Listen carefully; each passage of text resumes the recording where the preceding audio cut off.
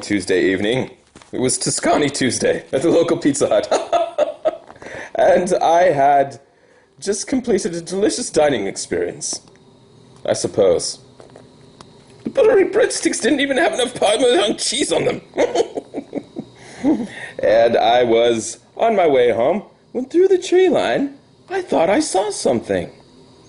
Just for a moment, I thought I saw someone crouched down in my backyard. And I slowed down and drove past there, but I couldn't see anything now. False alarm. And so I turned the corner to my house, and I went inside, put the leftovers in the fridge. You'll pay for your crimes. And I decided to take the trash out to the bin in the backyard. And while I was out there, I walked over to the carport where I thought I had seen someone standing, and someone had left a little surprise for me. I received a present. I had my truck parked there, and someone had let the air out of the tires. I had 2 flat tires on the left side. And I stood there for a moment. Oh, moment is pronounced minute now, by the way. And I looked around and I said, "This is very interesting, Jehovah. This is an interesting development." And I went back inside and I did some more things. And then I retired to bed for the evening with a jar of milk. And around 1:30 that morning, I was watching TV in my bedroom when all of a sudden, something started moving under the covers. It was Jehovah Cat. He had stumbled up on the made a blanket fort. But he popped his head out and he looked at me for a moment. Then he looked over to the window and stared at it. And I turned down the volume on my TV and I listened for a minute. And outside my house, I could hear movement. So I very quietly got out of bed and I gently walked through my house. Very gingerly. Gingerly, friends. Please deal with my private parts gingerly. And when I got to my front closet, I got out a toy gun. This is not just any toy gun, friends. This is a toy gun made by Smith & Wesson. It shoots little green plastic balls. That's what she said. It shoots these little green plastic bullets, and friends, let me tell you, it is damn effective.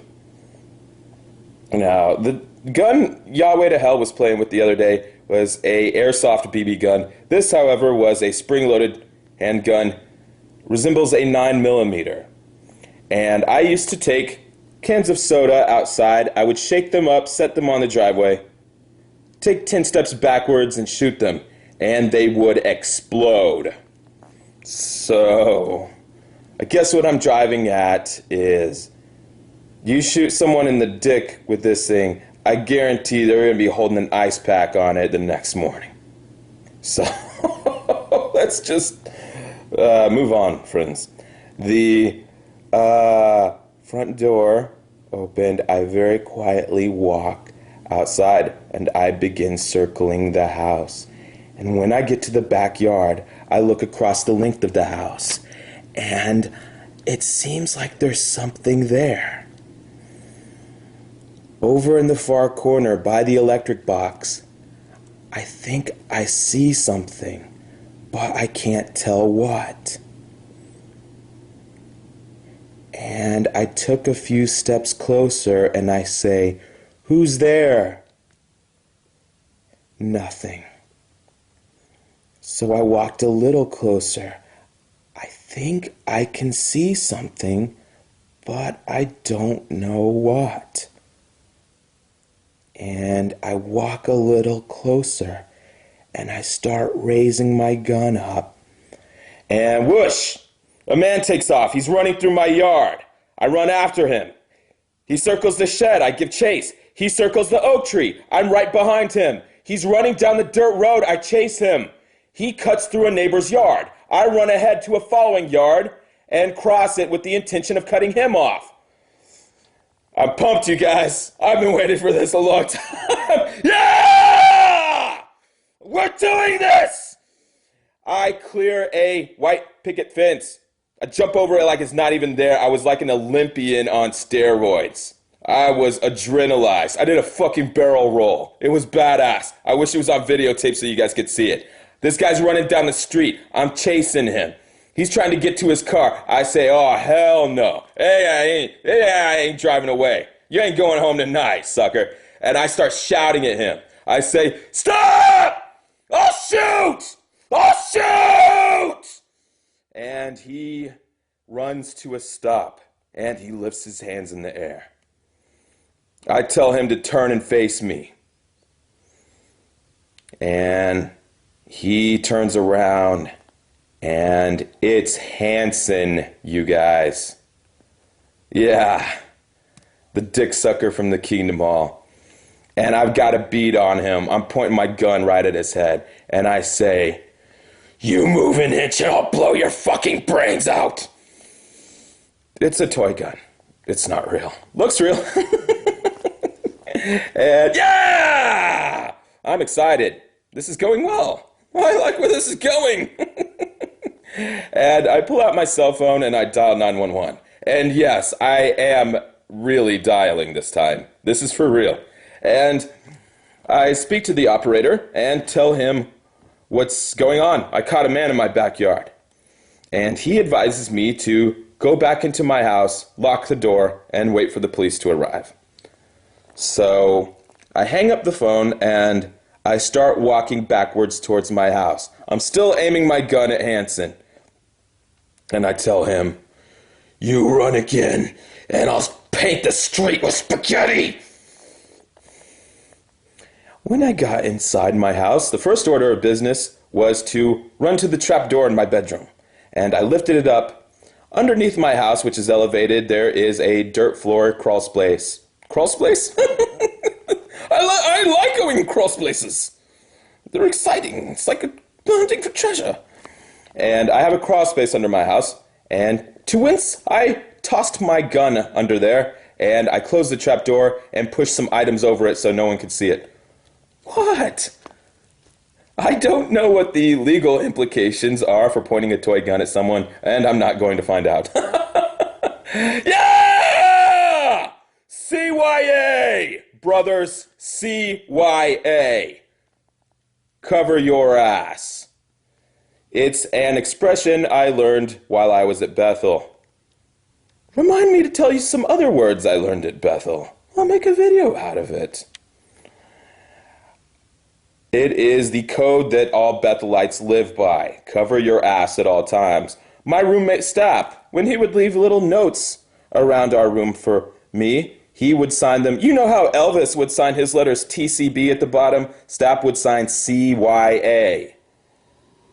It is the word Bethelites live and swear by. If you want to survive the Jehovah's Witness roller coaster, learn the meaning of these words.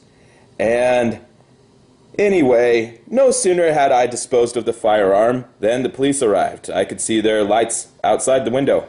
And I looked through the curtains, and Hanson was jumping up and down in the street, pointing at my house, saying, "He's crazy! He's got a gun!" And long story short, they detained both of us for questioning. It makes sense.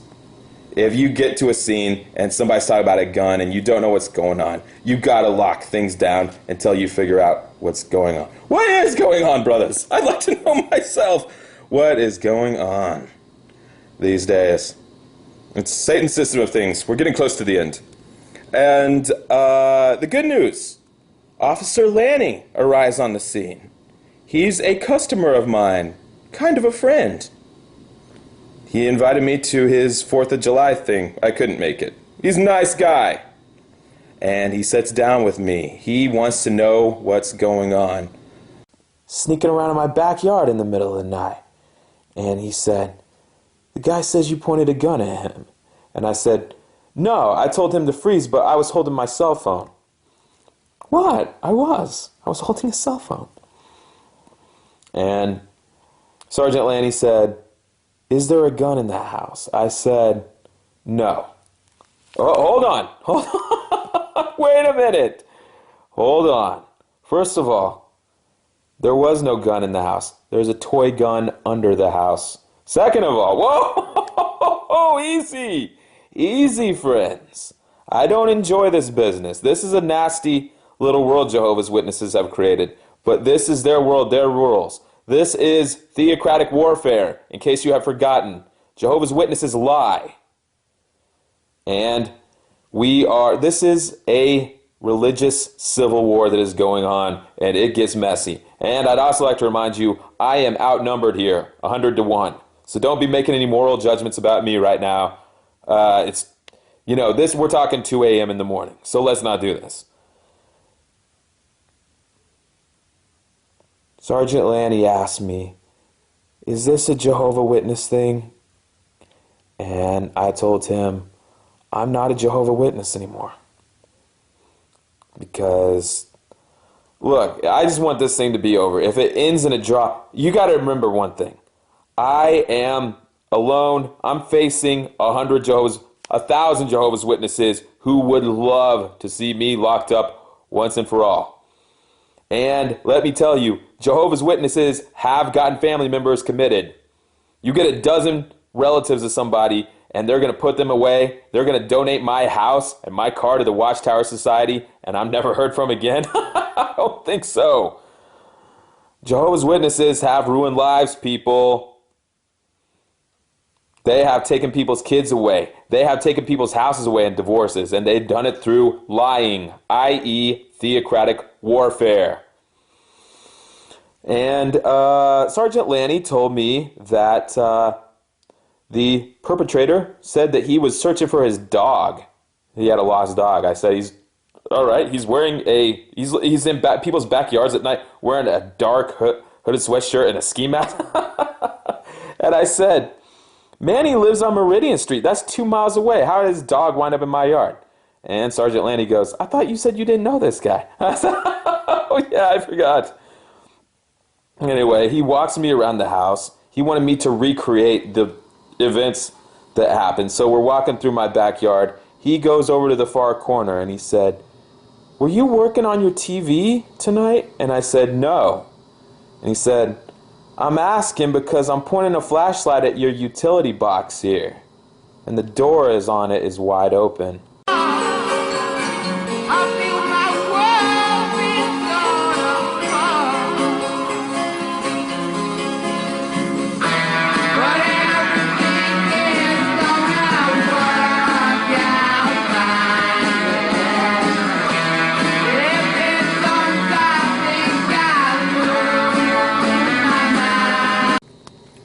Breadsticks didn't even have enough Parmesan cheese on them.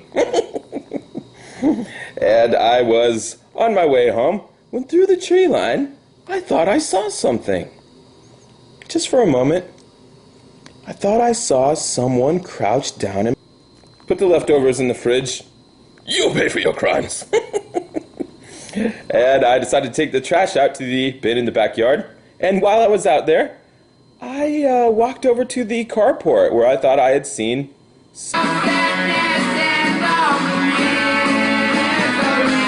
way home one Tuesday evening. It was Toscani Tuesday at the local Pizza Hut. And I had just completed a delicious dining experience, I suppose, in my backyard. And I slowed down and drove past there, but I couldn't see anything now. False alarm. And so I turned the corner to my house and I went inside